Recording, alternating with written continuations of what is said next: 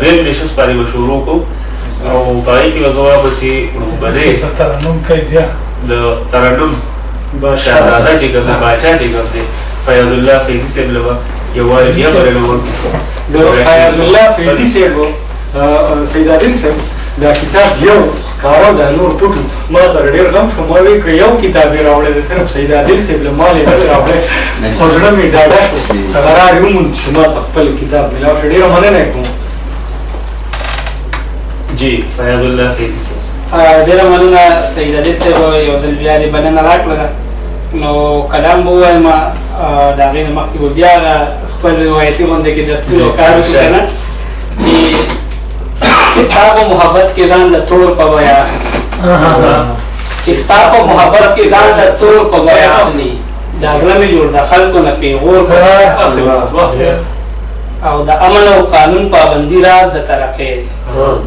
د امن او قانون پابندي راز د ترقې دي زمونږ واقداران خو مونږ له ور په بیا متل په پښتو کې چې خپل چپ بهتري متل په پښتو کې چې خپل چپ بهتري دا خو ځنه حالت هڅه شر او شور په بیا فضل کې زیدل او سیدل په محبت شي فضل کې زیدل او سیدل په محبت شي نادان دی چې څوک ځان د دغه کور او پیږي لیونی ګرځي د غمونو په بازار کې پیږي لیونی ګرځي د غمونو په بازار کې پښته غم کې غمونه ځان له نور په بازار ترنم کې کلام وایم پرېږده چې مړ شم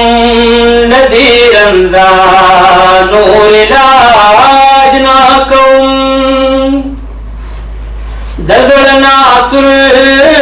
لپټې هسې د رواج نه کوم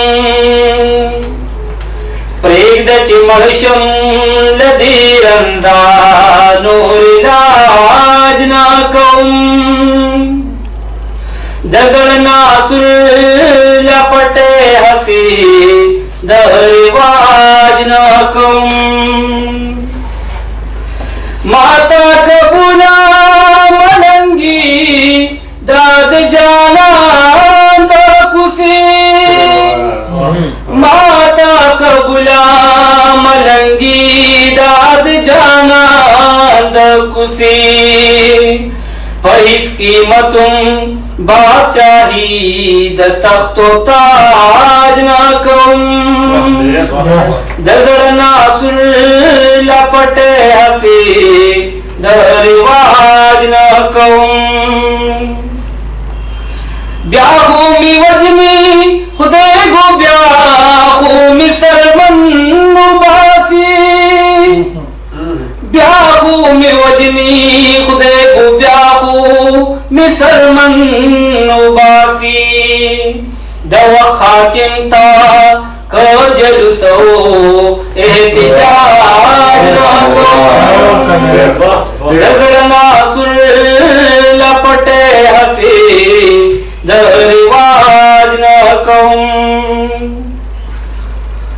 ما خطول مر زمزما کړی د پښتو سندري ما خطول مر زمزما کړی د پښتو سندري زبلا سرنګ پزړونو باندې زبلا سرنګ پزړونو باندې راج نہ کوم دگر ناصر لپټه هسي د رواج نہ کوم خلقو ته خواسته چې زما په ژوند کې کار نه لري خلقو ته خواسته چې زما په ژوند کې کار نه لري زه ژوند کومه خو د خلقو په مثال کوم دغه ناصر لپټه هسي د رواج نہ کوم پایا د سرکار می کلم